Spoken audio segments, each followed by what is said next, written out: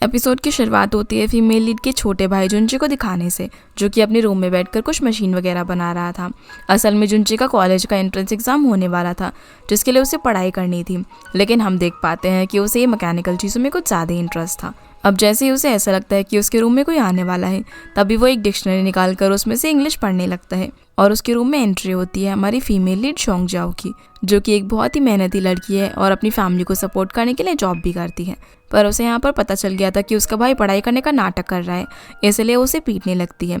तभी वहाँ पर इन दोनों के डैड आ जाते हैं, जो कि शोंग जाओ को अलग करके उसे बाहर ले जाते हैं। और शोंग जाओ अपने डैड के इंट्रो के बारे में हमें बताती है कि वो एक सैनिटरी वर्कर है और उनकी मॉम की डेथ के बाद से ही वही उन दोनों का ख्याल रख रहे हैं। सीन अब मिस्टर गू रिंची पर आता है, जो कि इस ड्रामा का मेल लीड है और उसे माइसोफोबिया है, यानी कि उसको जर्म्स बिल्कुल भी पसंद नहीं है। वो जब भी जर्म्स को देखता है तो उसे डर लगने लगता है, इसलिए वो साफ सफाई का काफ़ी ध्यान रखता है। और गू रिंची एक क्लीन फर्स्ट नाम की कंपनी का मालिक है, जो कि क्लीनिंग रोबोट्स बनाती है।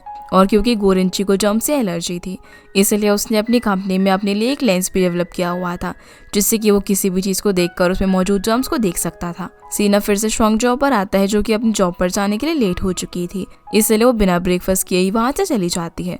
दूसरी तरफ गू रिंची भी अपने एक सेमिनार के लिए रेडी होकर वहाँ के लिए निकल रहा था और अपनी कार में आ जाता है। पर जब गू रिंची की कार रेड लाइट में होती है, तभी शोंग जाओ भी वहाँ से गुजर रही थी, जिसे पीछे से कोई धक्का मारता है, जिसकी वजह से वो सीधा गू रिंची की गाड़ी पे जाकर गिरती है और उसके मिरर से टकरा जाती है, जिसकी वजह से उसके हाथों पर लगे हुए सारे जर्म्स गू रिंची की कार पर लग जाते हैं। अब शोंग जाओ तो उन्हें साफ करके उसे सॉरी बोल के वहाँ से चली जाती है, लेकिन उन सारे जर्म्स को देखकर बेचारे गू रिंची की हालत खराब हो गई थी। तो उसका असिस्टेंट दोंगशान उसे शांत होने के लिए बोलता है और कहता है कि वो गाड़ी सैनिटाइज कराने के लिए भिजवा देगा।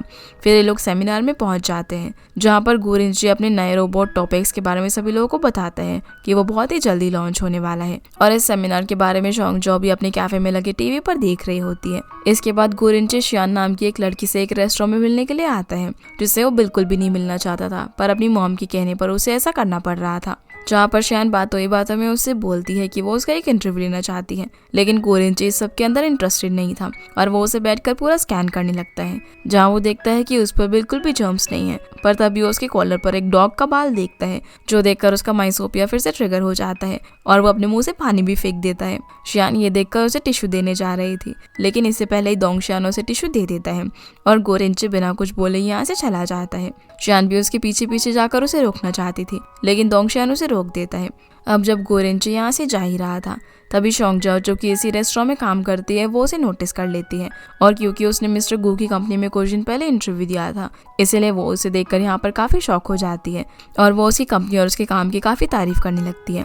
वो उसे बताती है कि उसने भी उसकी कंपनी में जॉब के लिए इंटरव्यू दिया है, क्योंकि उसे लगता है कि उसमें काफ़ी सिमिलैरिटीज़ है। जो सुनकर गू रिंची बोलता है कि नहीं, उन दोनों में बिल्कुल भी सिमिलैरिटीज़ नहीं है। उसका तो नेम बैज भी ठीक से नहीं लगा हुआ है, ना ही उसने कपड़े अच्छे से ड्रेसअप करे हैं और ना ही बाल ठीक से बनाए हुए हैं, तो क्या वो इस तरह खुद को उससे कंपेयर करेगी? ये कहकर वो शोंग जाओ के पास सैनिटाइजर छिड़कने लगता है, जिसकी वजह से शोंग जाओ को छींक आने लगती है, जो देखकर गू रिंची की सांसें रुक जाती है और शोंग जाओ छींक ना पाए, इसलिए वो उसके मुंह में एक ब्रेड का पीस ठूस कर यहाँ से चला जाता है। अगले सीन में हम मिस्टर गू की मॉम को देखते हैं, जो कि उससे मिलने के लिए उसके घर आई थी और पूछती है कि आखिर वो शियान को इस तरह रेस्टोरेंट में अकेले छोड़कर क्यों आ गया। तो गू रिंची उसे बता देता है कि उसे कोई काम याद आ गया था, पर उसकी मॉम को पता था कि वो झूठ बोल रहे हैं, इसलिए बाद में वो उन्हें सच बता ही देता है कि उसके कपड़ों पर एक डॉग का बाल था। पर तभी वो नोटिस करता है कि उसका रोबोट टॉपेक्स, जो कि उसके घर में काम कर रहा था, वो वहाँ पर नहीं है, और क्योंकि वो अभी लॉन्च भी नहीं हुआ था और उसे डर था कि अगर किसी ने उसे चुरा लिया तो वो उनका आइडिया कॉपी कर सकता है, इसलिए वो उसे ढूंढने के लिए निकल जाता है। दूसरी तरफ हम शोंग जाओ को देखते हैं, जो कि मिस्टर गू की बिल्डिंग के नीचे ही खड़ी हुई थी और वहाँ पर किसी का ऑर्डर डिलीवर करने के लिए आई थी। तभी वो वहाँ पर टॉपेक्स को देखती है, जिसे देखकर उसे लगता है कि शायद उसे किसी ने फेंक दिया होगा, इसलिए वो उसे अपने बैग में डाल लेती है। इसी बीच टॉपेक्स को ढूंढता हुआ गू रिंची भी यहाँ पर आता है, जिसे वहाँ पर देखकर शोंग जाओ को लगता है कि उसे ने ऑर्डर मंगवाया होगा, इसलिए वो उसे ऑर्डर देने लगती है। पर तभी गू रिंची देखता है कि उस खाने के बैग में बहुत सारे जर्म्स लगे हुए हैं और वो घबराकर उस पर सैनिटाइजर छिड़कने लगता है, जो गलती से शोंग जाओ की आंखों में चला जाता है और वो जलन की वजह से जमीन पर गिर जाती है। गू रिंची अब यहाँ पर उसकी हेल्प तो करना चाहता था, पर तभी वो देखता है कि शोंग जाओ के हाथों पर काफ़ी सारे जर्म्स लगे हुए हैं, इसलिए वो उसे टच करने से रुक जाता है और बोलता है कि वो उसकी हेल्प करना चाहता है पर नहीं कर सकता। ये कहकर वो शोंग जाओ के पास कुछ पैसे रखकर चला जाता है, ताकि वो डॉक्टर के पास जाकर अपना ट्रीटमेंट करवा सके, जिसका ये बिहेवियर शोंग जाओ को काफ़ी अजीब लगता है और क्योंकि वो जिस कस्टमर का खाना डिलीवर करने के लिए आई थी वो भी ख़राब हो चुका था, इसीलिए वो उस कस्टमर को फ़ोन करके सॉरी बोलती है। फिर जब वो बस स्टैंड पर जाती है तो उसकी बस छूट चुकी थी और उसे घर जाने में काफ़ी लेट भी हो जाता। तभी वहाँ पर खड़े हुए कुछ बाइक वाले लोग उसे लिफ्ट देने की बात करते हैं, लेकिन वो उन्हें मना कर देती है। पर वहाँ पर साइड में एक लड़का खड़ा हुआ था जिसे देखकर उसे लगता है कि वो एक बाइक टैक्सी वाला है, इसलिए वो उसे पूछती है कि वो उसे घर तक छोड़ने के कितने पैसे लेगा। वो लड़का उसे बोलता है कि उसे क्या लगता है कि उसका कितना रेट होगा। तो चोंगजो कहती है कि जो भी हो वो तो उसे सिर्फ 5 वॉन देगी, और ये कहकर वो उसके स्कूटर में बैठ जाती है, जिसके बाद ये लड़का उसे सही सलामत उसकी कही हुई जगह तक पहुंचा देता है। तभी वो नोटिस करती है कि वो लड़का उसका पीछा कर रहा है, जो देखकर वो उससे पूछती है कि आखिर वो उसका पीछा क्यों कर रहा है।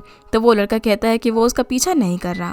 अब वो चोंगजो के पास ही आने लगता है, जिससे डरकर चोंगजो उससे दूर भागती है, और देखते ही देखते ये लड़का उसके घर तक आ जाता है, जहाँ चोंगजो उसे पीछे छुड़ाने के लिए उससे लड़ने लगती है।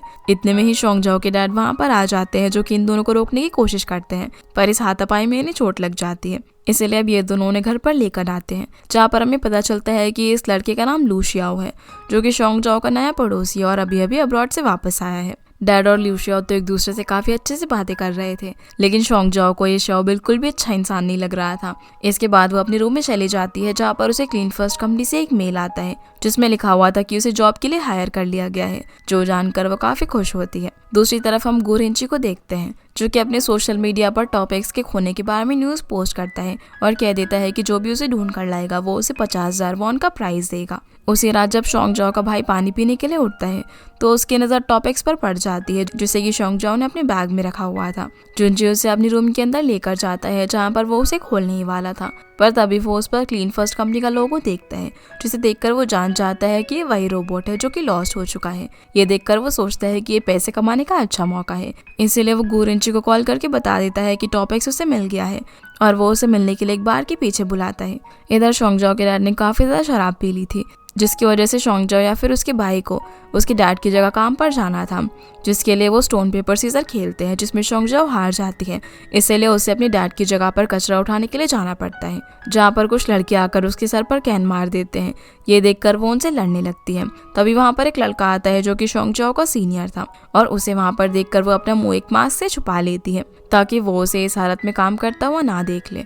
तभी वो सीनियर चोंगजो के पास आने लगता है और उसे बोलता है कि क्या वो उसे जानता है, और उसे अपना चूहे वाला मास्क हटाने को कहता है, जो देखकर चोंगजो किसी तरह वहां से कूड़ा लेकर भागने लगती है। पर तभी रास्ते में उसकी टक्कर गोरेंची की गाड़ी से हो जाती है, जिस वजह से सारा कचरा उसकी कार के ऊपर गिर जाता है, जो देखकर गोरेंची को काफी गुस्सा आता है और वो कार से बाहर आकर चोंगजो को उसका मास्क हटाने के लिए कहता है। अब चोंगजो ऐसा करने से मना कर देती है, तो वो जबरदस्ती उसका मास्क हटा देता है, और इतनी देर में वहाँ पर काफी क्राउड जमा हो चुका था, जो कि चोंगजो की वीडियो बनाने लग जाता है, जो सब देखकर चोंगजो काफी इमोशनल हो जाती है और वो गोरेंची से अपना मास्क छीनने लगती है। इसी बीच वो गलती से उसके ऊपर गिर जाती है, जिस वजह से गोरेंची की हालत खराब हो जाती है, क्योंकि उसकी बॉडी पर चोंगजो के सारे जर्म्स लग चुके थे। तभी चोंगजो के मुंह से एक पसीने की बूंद टपक कर गोरेंची के मुंह पर चली जाती है, जिस वजह से वो फटाफट से उसे धक्का मार देता है और वो रोड पर ही गिर जाती है। ये देखकर सभी लोग उस पर हंसने लगते हैं, और चोंगजो का भाई भी वहाँ पर खड़ा होकर ये सब देख रहा था, क्योंकि वो गोरेंची को टॉप एक्स लौटाने के लिए यहाँ पर आया हुआ था। चोंगजो इस पूरे इंसिडेंट की वजह से काफ़ी ज़्यादा दुखी हो चुकी थी, और वो गोरेंची को एक पेपर पर अपना नंबर लिख कर देती है और कहती है कि उसका जितना भी नुकसान हुआ है वो उसकी भरपाई कर देगी। ये बोलकर वो यहाँ से चली जाती है। जुंजी भी ये सब देखकर अपना मन बदल लेता है, क्योंकि उसे लग रहा था कि गोरेंची उसकी बहन को बुली कर रहा था, इसीलिए वो उसका नंबर ब्लॉक कर देता है और उसे टॉप एक्स भी वापस नहीं करता। उसी रात गोरेंची को उसकी बिल्डिंग के बाहर की सीसीटीवी फुटेज मिलती है, जिसमें वो चोंगजो को टॉप एक्स उठाते हुए देख लेता है, जिसे उसे लगता है कि शायद चोंगजो उसके खिलाफ कुछ प्लान कर रही है। अगले दिन चोंगजो गोरेंची से मिलने का वेट कर रही होती है और सोच रही थी कि वो उससे भला माफ़ी कैसे मांगेगी, क्योंकि उसकी जॉब अब उस कंपनी में लग चुकी थी और मिस्टर गो उसका होने वाला बॉस था। इतने में ही गोरेंची की कार वहाँ पर आती है और उसमें से डोंगशिया निकलकर चोंगजो को कार के डैमेज का बिल देता है, जो कि 5,000 वॉन था। ये चोंगजो को काफ़ी ज़्यादा लगता है और वो उसे बहस करने लगती है, जो देखकर गोरेंची कार से बाहर निकलता है और चोंगजो के पास जाकर उसे टॉप एक्स के बारे में पूछता है। टॉप एक्स का नाम सुनते ही पहले तो उसे कुछ भी समझ नहीं आता, पर जब गोरेंची उसे बताता है कि वो उस रोबोट के बारे में बात कर रहा है जो कि उसने उसकी बिल्डिंग के सामने से उठाया था, तो चोंगजो को याद आता है कि अच्छा वो इस बारे में बात कर रहा है। गोरेंची उसे दिखाता है कि उसे चोंगजो के नंबर से कॉल भी आया था, कि वो टॉपिक्स को लौटाना चाहती है, जो देखकर वो पहचान जाती है कि ये तो जुंची का नंबर है। ये सब देखकर शोंगजाओ उसे कहती है कि वो एक रिस्पेक्टफुल वुमन है और उसने टॉपिक्स को जानबूझकर नहीं चुराया, वो उसे वापस कर देगी। शोंगजाओ अपने घर जाकर जुंजी से मिलती है और उसे मारते हुए उसे टॉपिक्स के बारे में पूछने लगती है, जहाँ पर वो उसे टॉपिक्स के बारे में बता देता है। जिसके बाद हम गुरेंची को उसकी कंपनी में देखते हैं, जहाँ पर हम उसे एचआर मैनेजर अंकल लू के साथ देखते हैं। गुरेंची उससे पूछता है कि आखिर उन्होंने शोंगजाओ को हायर क्यों किया है और उसे नहीं लगता कि उसके पास डिजायर्ड क्वालिफिकेशन है उनकी कंपनी में काम करने के। तो अंकल लो से 3 महीने का टाइम मांगते हैं और कहते हैं कि अगर 3 महीने में शोंगजाओ को अच्छा नहीं कर पाई तो वो उसे निकाल सकता है, जिसके लिए गुरेंची मान चाहता है। अब अंकल लू जब यहाँ से जा ही रहे थे, तभी वो उसे बोलते हैं कि उसके ग्रैंडपा उसे इतना सक्सेसफुल देखकर उससे काफ़ी खुश होते होंगे, जो सुनकर गुरेंची कहता है कि ऐसा कुछ भी नहीं है। वो बताता है कि उसके ग्रैंडपा उसे हमेशा से बुरा बिहेव करते थे, चाहे वो कितना भी अच्छा कर ले। तभी हमें एक फ्लैशबैक से दिखाया जाता है जब गुरेंची छोटा था और उसके एग्जाम में 99 मार्क्स आए थे। तब भी ग्रैंडपा उसे काफ़ी डांट रहे थे, यहाँ तक कि जब वो अपने कॉलेज जाने से आखिरी बार मिल रहा था, तब भी ग्रैंडपा उससे कहते हैं कि उसे आगे चल के बिजनेस ही संभालना होगा। सीन अब फिर से शोंगजाओ पर आता है, जो कि अपने सीनियर की कहने पर एक लाइव स्ट्रीमिंग में जाती है, जिसके बदले में उसे एक पैसे मिलने वाले थे। उस लाइव स्ट्रीमिंग में वो काफ़ी सारा स्पाइसी फूड खाना पड़ता है, जिसकी वजह से उसका पेट खराब हो जाता है और उसे बार बार वॉशरूम जाना पड़ रहा था। वॉशरूम से बाहर आकर वो वहाँ के ओनर और अपने सीनियर की बातें सुनती है, जो कि उसका क्रश भी था। ओनर सीनियर से पूछता है कि क्या वो शोंगजाओ को पसंद करता है। सीनियर बोलता है कि वो तो उसके बारे में सोच भी नहीं सकता, क्योंकि वो कचरा साफ करने की जॉब करती है। और यहाँ पर ये दोनों ये भी बात करते हैं कि वो दोनों शोंगजाओ को इस लाइव स्ट्रीमिंग के कम पैसे देंगे, क्योंकि उसे तो इस सब के बारे में कुछ पता ही नहीं होगा। जो सारी बातें सुनकर शोंगजाओ को काफ़ी बुरा लगता है। अब सीनियर उसे यहाँ पर पैसे देकर कल भी आने के लिए कहता है, लेकिन शोंगजाओ उसे आने से मना कर देती है और कहती है कि अब उसके पास एक परमानेंट जॉब है, इसलिए वो यहाँ पर नहीं आ सकती। इसके बाद वो गुरेंची से मिलने के लिए जाती है, जहाँ वो उसे टॉपिक्स वापस कर देती है और साथ ही लाइव स्ट्रीमिंग से मिले हुए पैसे भी उसकी कार के कंपनसेशन के लिए। पर इतना स्पाइसी फूड खाने की वजह से उसके पेट में काफ़ी दर्द शुरू हो जाता है और वहीं पर बेहोश हो जाती है, जो देखकर गुरेंची को समझ नहीं आता कि वो क्या करे और वो अपनी कार की सीट को कवर कर देता है। जिसके बाद वो शोंगजाओ को अंदर लेटाकर उसे हॉस्पिटल लेकर जाता है, जहाँ पर वो उसका ट्रीटमेंट करवाता है। अब वो काफ़ी रात तक उसके पास ही रुकता है, पर तभी दोंगशियान वहाँ पर आ जाता है और उसे घर चलने के लिए कहता है। वो उसे ये भी बताता है कि उसने शोंगजाओ के घर वालों को इन्फॉर्म कर दिया है। दूसरी तरफ हम जुंची को देखते हैं, जो कि गुरेंची से बदला लेने के लिए उसकी कार के ऊपर कचरा रख के चला जाता है।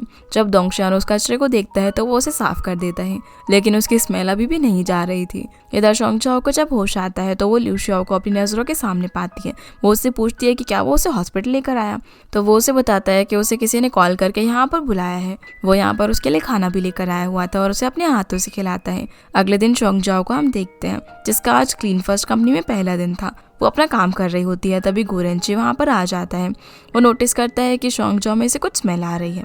अब वो उससे उस स्मेल के बारे में पूछने लगता है, लेकिन वो कहती है कि उसे तो कोई भी स्मेल नहीं आ रही है। लेकिन गुरेंची को सुबह से अजीब सी स्मेल आ रही थी। तभी शोंगजाओ उसके जूतों पे कुछ नोटिस करती है और जब वो देखता है कि उसके जूतों पर गंदगी लगी हुई है, जिसी में से वो स्मेल आ रही थी, ये देखकर वो जल्दी से भागकर अपने रूम में जाता है, जहाँ पर वो अपने जूतों को डस्टबिन में फेंक देता है और नए जूते निकाल कर पहनने लगता है। फिर वो अपनी शर्ट भी चेंज करने लगता है, पर तभी शोंगजाओ वहाँ पर आ जाती है और उसे इस हालत में देखकर अपना मुंह छुपा लेती है। गुरेंची भी उसे देखकर घबरा जाता है और जल्दी में शर्ट पहन लेता है, जिससे कि वो गलत तरीके से बटन लगा लेता है। वो उससे पूछता है कि वो यहाँ पर क्यों आई है, तो वो कहती है कि वो उसे थैंक्स बोलने के लिए आई है, क्योंकि उसने बेहोश होने से पहले उसे देखा था, तो वही उसे हॉस्पिटल लेकर गया होगा, इसलिए वो उसे थैंक्स बोल के चली जाती है। आगे जब गुरेंची अपने पुराने शूज़ को फेंकने के लिए जाता है, तो वो लेडीज़ टॉयलेट से किसी की आवाज़ें आते हुए सुनता है, जो कि कॉल पे किसी से बात करने की आवाज़ थी। वो लड़की कह रही होती है कि उसे क्लीन फर्स्ट में जॉब मिल चुकी है और अब वो गुरेंची की और क्लोज आ सकती है। तभी वो शोंगजाओ को वहाँ से बाहर आते हुए देखता है, जिससे उसे लगता है कि वही कॉल पर किसी से बात कर रही थी।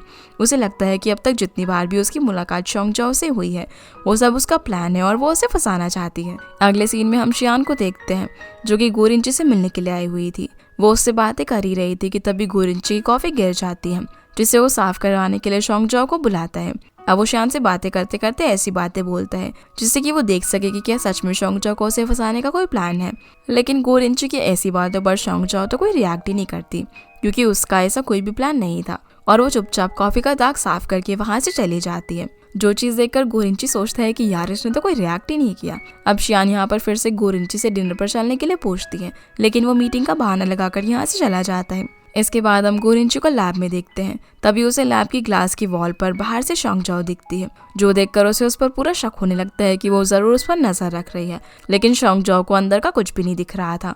वो उस वॉल पे लगे दाग को साफ करने लग जाती है और उस पर एक हार्ट भी बनाती है। तभी गोरिंची भी उसके पास जाकर उसे देखने लगता है और उसे गलती से बटन प्रेस हो जाता है, जिससे कि वहाँ का जो ग्लास था वो ट्रांसपेरेंट हो जाता है और शॉन्गजाओ गोरिंची को अपने इतने पास देखकर एकदम से पीछे गिर जाती है। गोरिंची अब उसे ध्यान से काम करने का बोलता है तो शॉन्ग सॉरी कह के वहाँ से चली जाती है।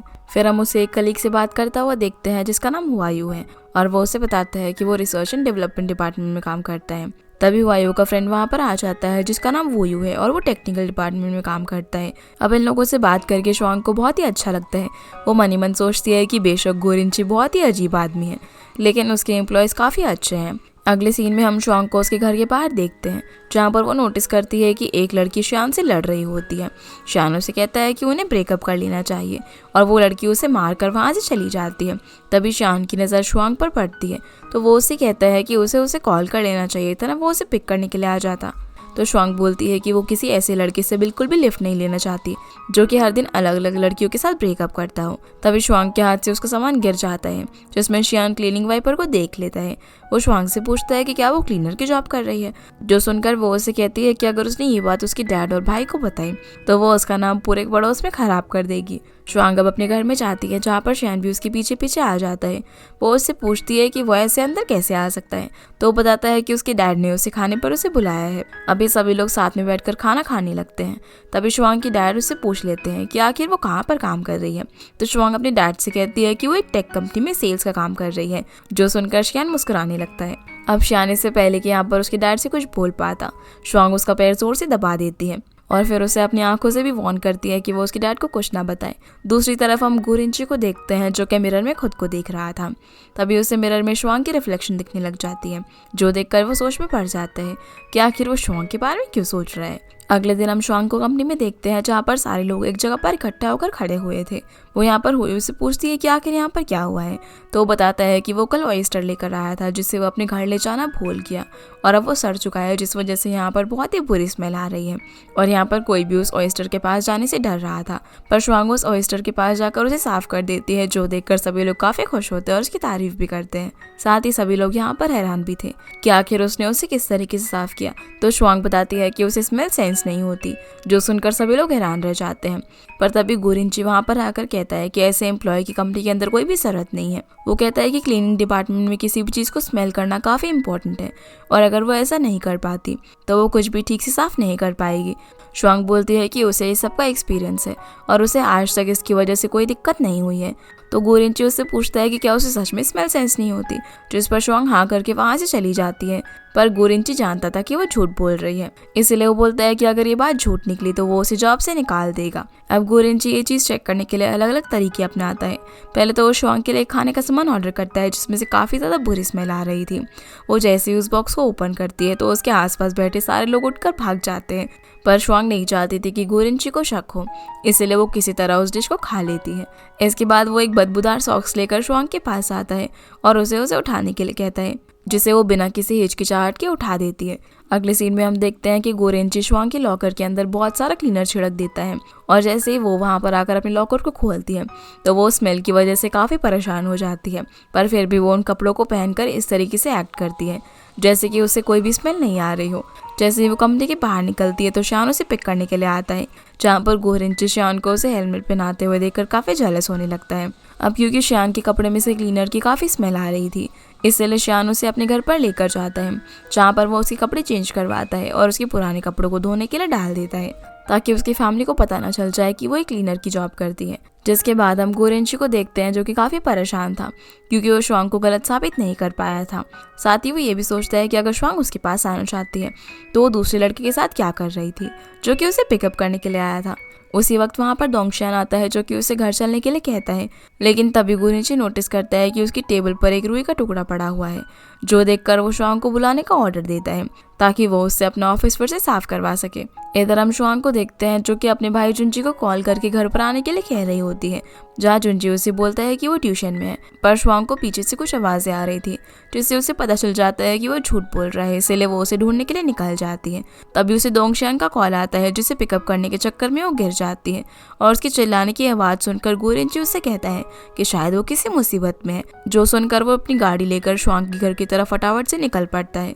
जिसके बाद हम शुआंग की बेस्ट फ्रेंड जुयान को देखते हैं, जो कि मार्केट में अपनी लिए एक स्क्रीन कार्ड ढूंढ रही थी। तभी उसे दुकान पर जुंजी दिखता है, जिसे देखकर वो पहचान जाती है और उसे कहती है कि वो यहाँ पर क्या कर रहा है। अब उससे बात करके उसे पता चलता है कि जुंजी प्रैक्टिकल में बिल्कुल भी अच्छा नहीं है, इसलिए उसकी मार्क्स अच्छे नहीं आए, जिस वजह से वो अपनी फैमिली को सपोर्ट करने के लिए यहाँ पर काम कर रहा है और उसे बिल्कुल भी कॉन्फिडेंस नहीं है कि वो एग्ज़ाम पास कर पाएगा।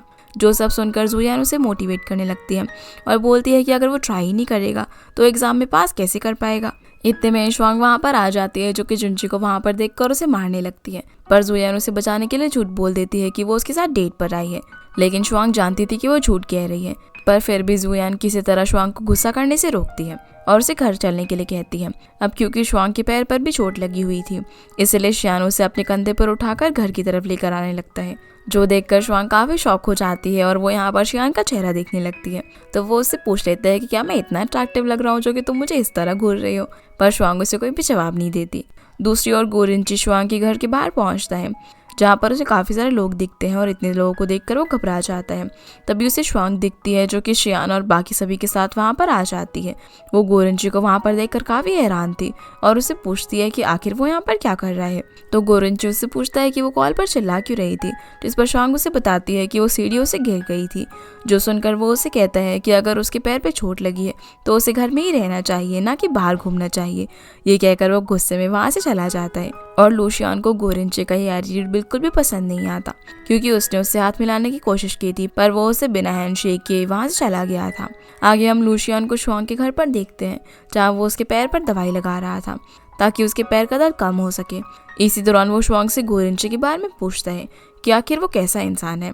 तो शुआंग उसे उसके बारे में काफ़ी अजीब चीज़ें बताती है कि वो उसे बिल्कुल भी पसंद नहीं करता और उसने उसे जॉब से निकालने के लिए क्या क्या तरकीबें सोची थी। जिसके बाद हम गोरिंची को देखते हैं, जो कि अपनी डॉक्टर से बात कर रहा था और यहाँ वो बताता है कि वो बार बार एक लड़की के कॉन्टैक्ट में आ रहा है, जो कि बिल्कुल भी साफ सुथरे तरीके से नहीं रहती, पर वो उसे कॉन्ट्रैक्ट में आने से बिल्कुल भी डर नहीं रहा है।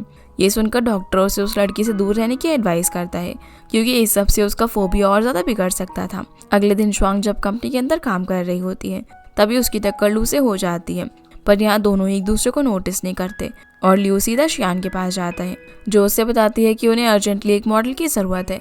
जो सुनकर उसे शुआंग का ख्याल आता है, इसलिए वो उससे मिलकर उसे काम करने का ऑफर देता है, लेकिन शुआंग उसे मना करके वहाँ से चली जाती है। पर लियो उसे मनाने के लिए उसके पीछे पीछे पार्किंग तक चला जाता है, जहाँ पर गोरेंची अपनी कार के अंदर बैठा हुआ था और वो यहाँ पर इन दोनों की बातें सुन लेता है। जहाँ पर लियो से बोलता है कि शुआंग ग्रेजुएट होने के बाद भी साफ सफाई का काम कर रही है, इसके बदले वो उसके साथ काम कर सकती है, जिसके उसे अच्छे खासे पैसे भी मिल जाएंगे। पर वो उसे कहती है कि उसे अपनी साफ सफाई का काम ही पसंद है। ये कहकर वो वैन के अंदर जाकर बैठ जाती है। फिर हम गोरिंची और मिस वांगशियान को साथ में जाता हुआ देखते हैं। तभी गोरिंची फिर से नोटिस करता है कि लियो शुआंग को उसके काम के लिए मनाने की कोशिश कर रहा था और यहाँ पर वो उसे काफ़ी फोर्सफुली उसके साथ काम करने के लिए बोल रहा होता है, जो देखकर गोरिंची को बिल्कुल भी अच्छा नहीं लगता और वो उसे शुआंग के साथ ऐसा बिहेवियर करने के लिए डांटने लगता है। साथ ही वो शुआंग को भी अपनी तरफ खींचकर वहाँ से ले जाने लगता है। अब यहाँ पर शुआंग भी उसे समझाने की कोशिश कर रही होती है कि आखिर बात क्या है, और ये दोनों एलिवेटर से नीचे उतर रहे थे। तभी शुआंग गलती से गोरिंची के ऊपर गिर जाती है, जिससे इन दोनों की किस हो जाती है और ये एपिसोड यहीं पर ख़त्म हो जाता है। तो गाइस, ये थी आज के वीडियो एंड आई होप आप लोगों को ये वीडियो पसंद आई होगी। तो इस वीडियो को लाइक कर चैनल को सब्सक्राइब जरूर कीजिएगा। आपसे फिर मिलते हैं अगली वीडियो में, तब तक के लिए गुड बाय।